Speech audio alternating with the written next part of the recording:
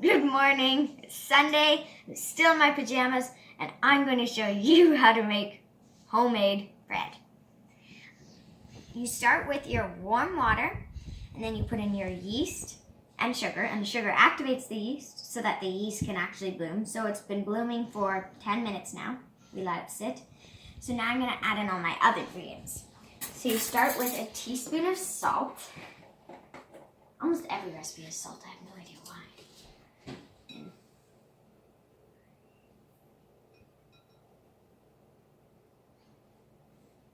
Teaspoon of salt.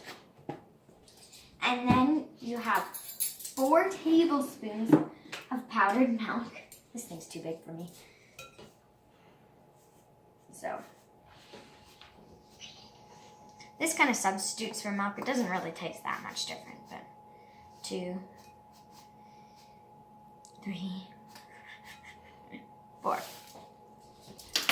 Then you take 1 egg. Most breads don't have eggs, but this is just how my mom likes it. It makes it, her bread's really good, so who knows why it has an egg in it, but it does. And so 1 egg. Then you take 4 tablespoons of olive oil. Don't worry, it doesn't taste like olives. It just adds to the moisture. Oh dear, this is bad. 1, 2, 3, 4. Now, if you are making homemade bread, it actually doesn't have any preservatives. You can sweeten it with honey, so it's actually a lot better for you than, say, Tim Hortons bread, though I don't think they have any. Now you have 4 tablespoons of honey for sweetener. Thank you, bees. 2.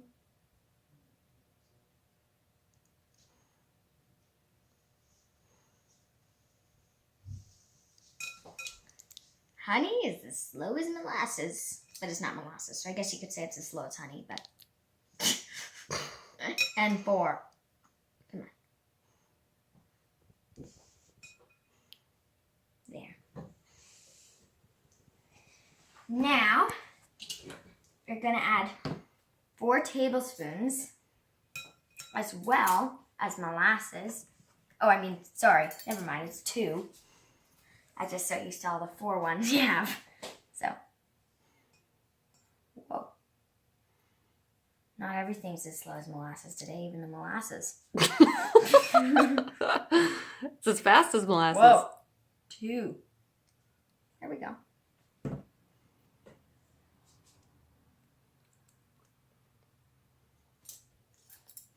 Why do you put the molasses in? You put the molasses in because we're making a whole wheat bread, so it makes the bread a little darker in color because the whole wheat can only make it so dark. And then you also put in the molasses so that it sweetens it and adds to that flavor, right? You're not putting in vanilla, it helps to sweeten it. Ooh, it's all foamy. It's like mixing bubbles.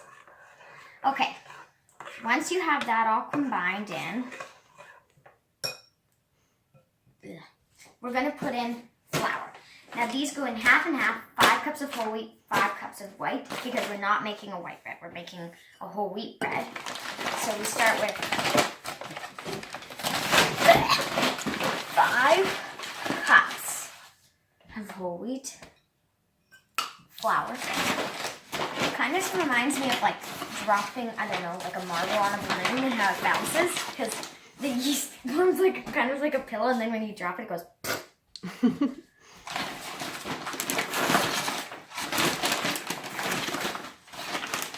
That's 3. Now I'll make these bags shorter for people like me.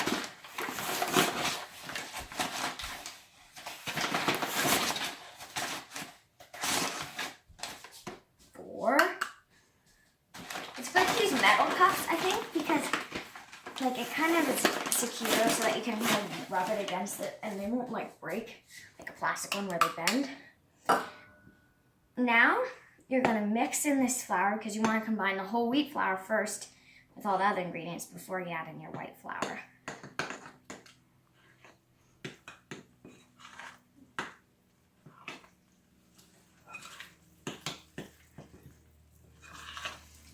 You don't want to overmix your bread, but you don't want to undermix it either. So now, make sure you close up your flour. You don't want it all over your kitchen. Now you add in 5 cups as well of flour. So you're nearly emptying out all your flour in your kitchen. Tastes good.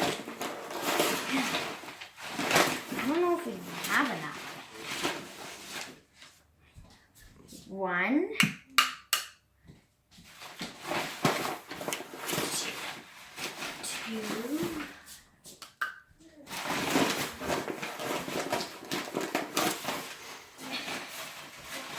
When you're measuring, you have to make sure you don't have, because it has to be level. So I always rub it against the side of the bag. 3. Same with if you're doing tablespoons or teaspoons, always rub it off with your finger. It's okay if you can dump a little in the garbage because, whoa, who cares? I look like a ghost now. That's 4, I believe. You have enough? Yeah!